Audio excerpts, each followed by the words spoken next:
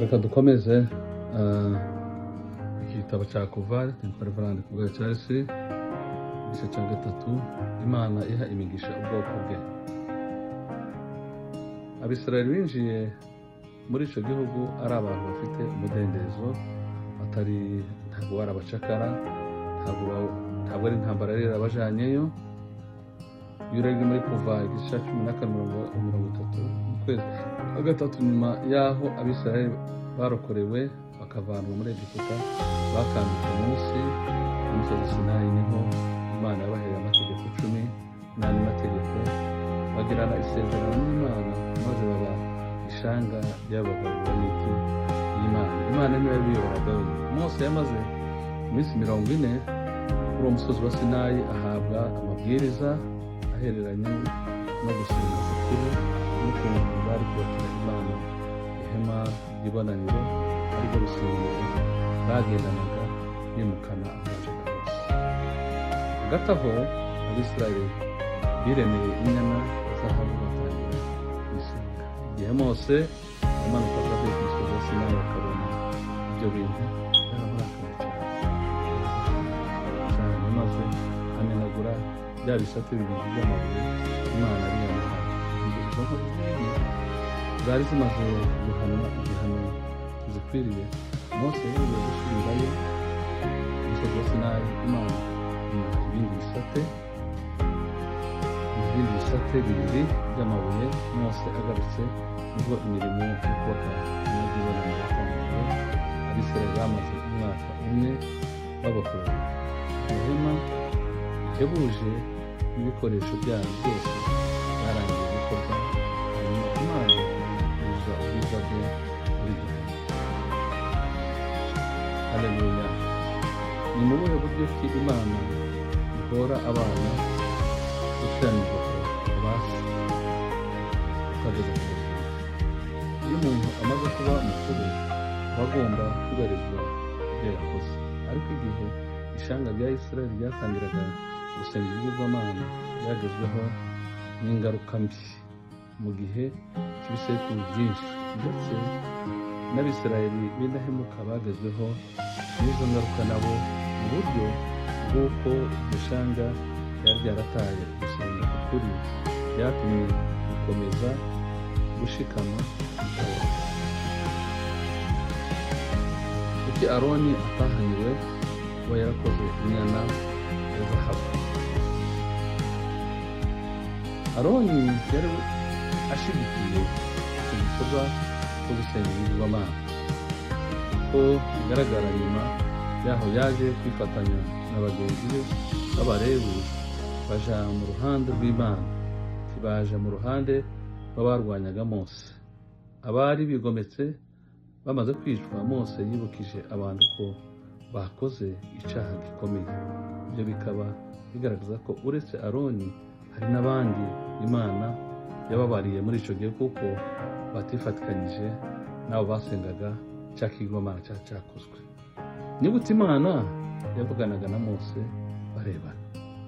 Muri iki gitabo cya Kuva naho birimo ayo magambo yumvikanisha. Ni muri Kuva igice 33:11-20. Ayo magambo yumvikanisha ikiganiro kitaziguye abantu babiri n'inshuti bagirana. Mose yavuganaga n'abari bahagarariye Imana bamugezaho amabwiriza yayo, ariko Mose ntiyigeze abona Imana, kuko umuntu atareba mu maso he ngo abeho. Mu by'ukuri nta muntu warebye mu maso y'Imana ngo abeho. Mu by'ukuri si Imana ubwo yavuganaga na Mose. Iyo urebye Magalatiya 19 havuga ko amategeko yahawe abamarayika kugira ngo bayatange, bayahe umuhuza mu ntoki. Ibyo bitwigisha Imana iha abagize ubwoko bwe ibyo bakeneye. Abagabo bahabwa inshingano mu itorero rya Kristo bagomba kuba ari abantu bashoboye, batinya Imana, biringirwa kandi batagira ubwikunde.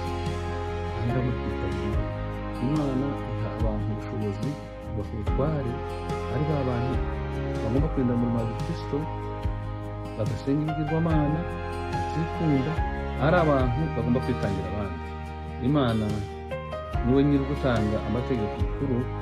Mu gihe Abisirayeli bumviraga amategeko ye, byatumaga basenga bafite gahunda n'ibyishimo. Imana ifite umuteguro wayo muri iki gihe. Kwifatanya n'ab'Imana n'inshingano. Icyo ibyo bisobanura kuri twe, igitabo cyakuva kutwigisha iki kuri ibi bijyanye n'iby'Imana? Kigaragaza ko ari we uduha ibyo dukeneye, abigiranye urukundo, ko ari umucunguzi wacu utagereranywa, akaba n'usohoza imigambi ye. Ni Imana ifite umuteguro ibereye umuyobozi. Nta gushidikanya ko Imana yacu irashoboye kandi izi byose. Iyo urebye uburyo Imana yabanye n'Abanyisirayeli, n'uyu munsi natwe izabana natwe. Igitabo cyakuva kitwigisha ko Imana ari umucunguzi wuje urukundo, isohoza imigambi yayo kandi ikabatura uburetwa. Kitwereka imbaraga z'Imana mu bimenyetso n'ibitangaza, itegeko ry'amategeko 10, n'uburyo yifuza kubana n'ubwoko bwayo binyuze mu isengesho n'ubutungane. Urukundo n'ububasha bw'Imana. Imana yumva gutaka kw'abarengana, kuko Imana yumva gutaka kw'abarengana ikabarenganura.